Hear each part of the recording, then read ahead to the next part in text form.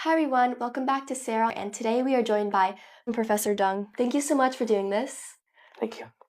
First, congratulations on receiving the Fields Medal at this week's ICM ceremony. What has this week been like for you, and could you please tell us a little bit about your work? It's a really busy week. So I remember on the day of opening ceremony, I had all the whole morning kind of completely occupied. And when I kind of finally got back to my hotel, I realized I have almost 100 unread emails. So it was really nice, nice feeling. It was really exhausting at that time. But yeah, and especially I feel that now I'm getting really famous on Chinese internet, which is I don't know how to say about this, but yeah. And what was that whole process sort of like? Because obviously the Fields Medal is a huge award. Could you predict that you could have won this? Was it something you ever thought about as you studied math? Well, yeah, I maybe had some vague thought about it, years ago. I mean, I at one time I was really seriously thinking about it. Like in 2024, we finished that work, so I was thinking, maybe that's something. But really, I learned this only in January this year. So, I really haven't been thinking too much. Although I mean, when the time came close, I was get a little bit stressed, not too much, but yeah, really, I mean, usually I don't think about these things because these things you cannot control. Mm-hmm. I think that's a great answer.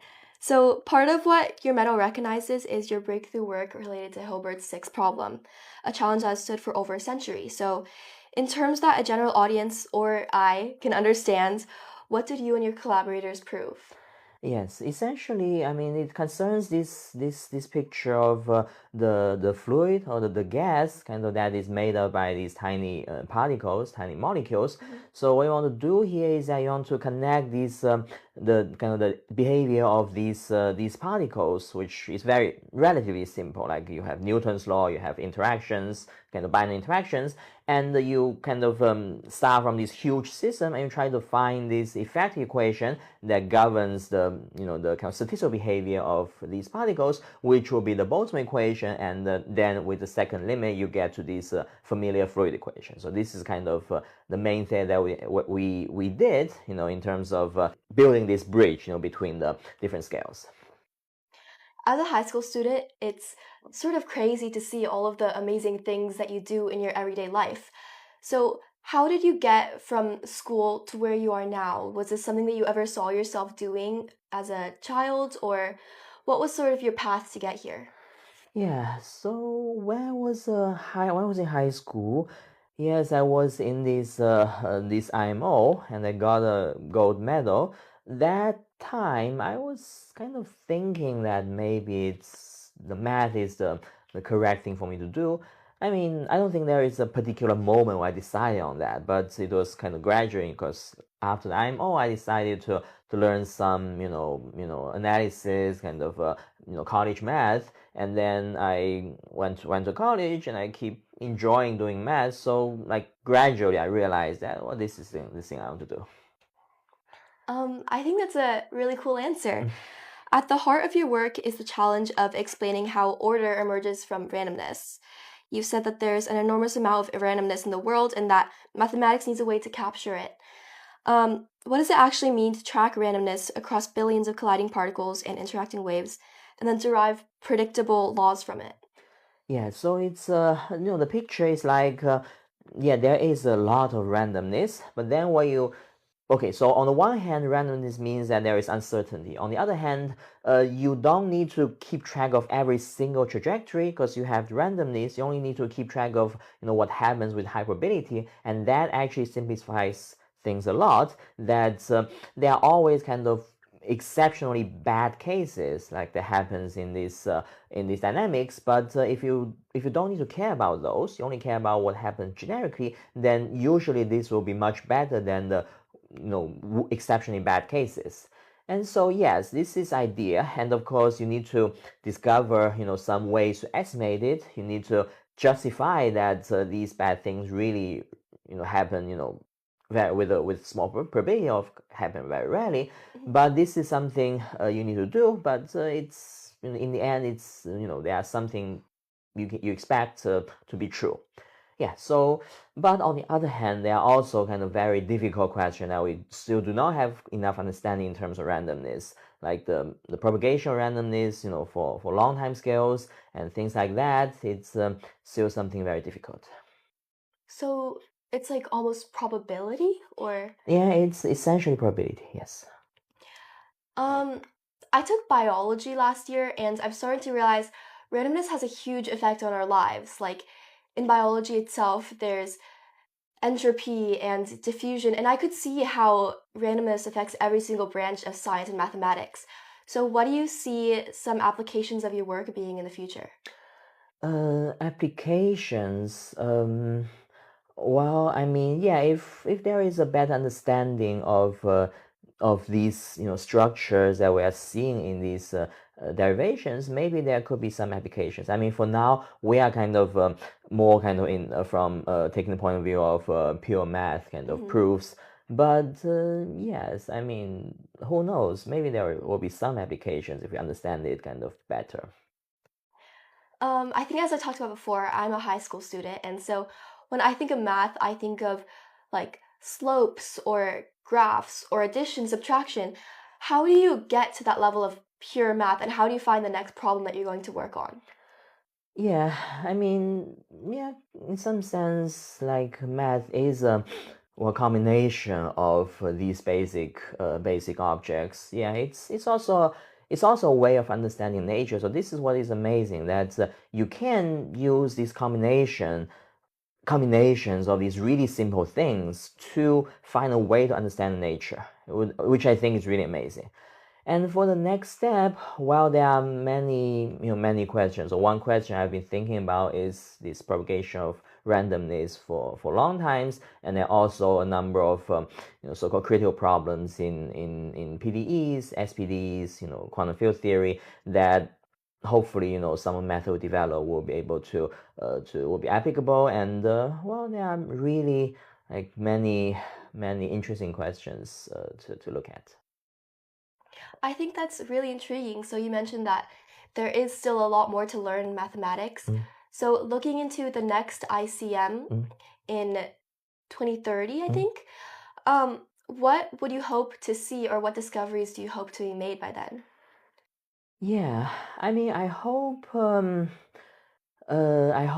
this direction of quantum field theory, I hope to see maybe there will be some maybe significant progress, because I think there are already starting to be some tools like in this subject.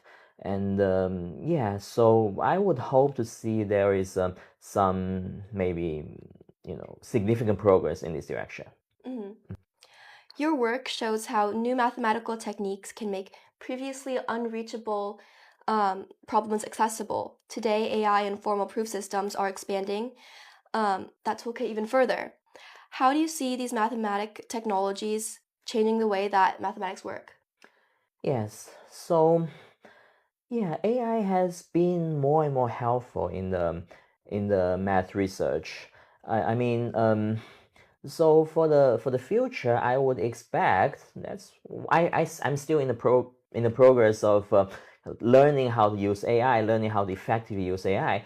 But I think one of the things is that AI now can solve some kind of short theorems, can prove some short theorems, and then I would imagine, like, if we working on some big project, and we can have a framework that allows us to divide this project into like a few like individual sub lemmas that is relatively short, then AI can help us prove it, and which would significantly kind of accelerate the progress. And I hope that this would make kind of the progress of the doable things faster, and will make kind of currently undoable things doable. You mentioned how you are still in the process of learning how to use AI, and I think that that's a place where me and lots of everyday people and even mathematicians are.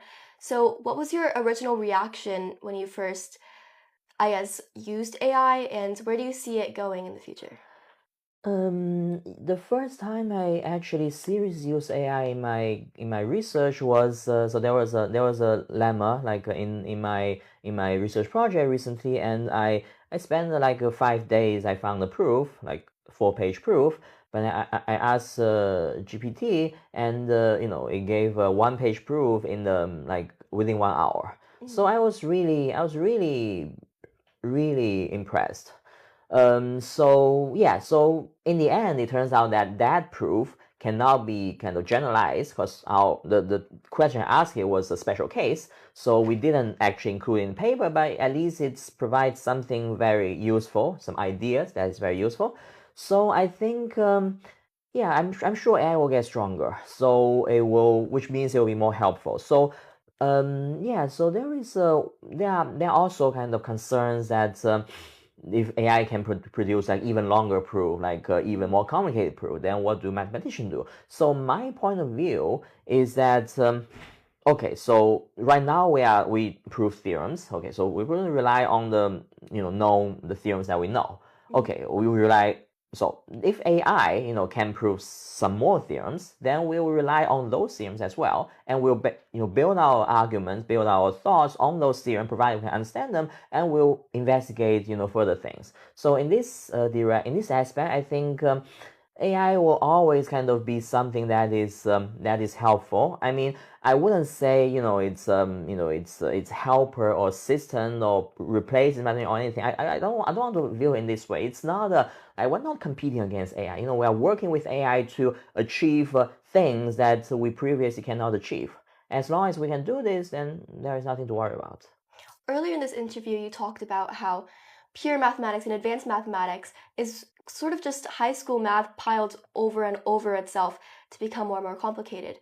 And just now, you sort of mentioned how if AI proves more theorems, that just expands your toolkit further. So, where do you see math going even further in the future when these discoveries just pile on top of each other?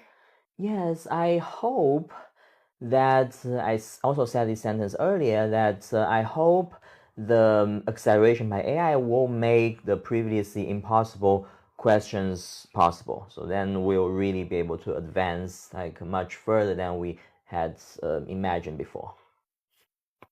After solving a problem connected to a challenge that is more than 125 years old, where do you go next? What question or broader mystery would you most like to solve now?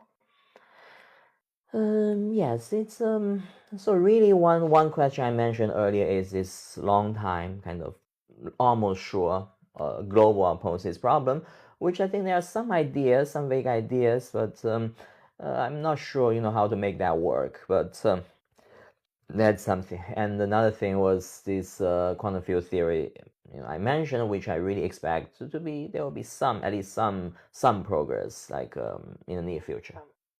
What is this quantum field theory that you mentioned? Could you sort of go more into detail about that? Okay, so it's really concerns kind of construction of a certain kind of infinite dimensional measures, and the most kind of like the most famous problem here will be the Young-Mills construction of Young-Mills kind of theory.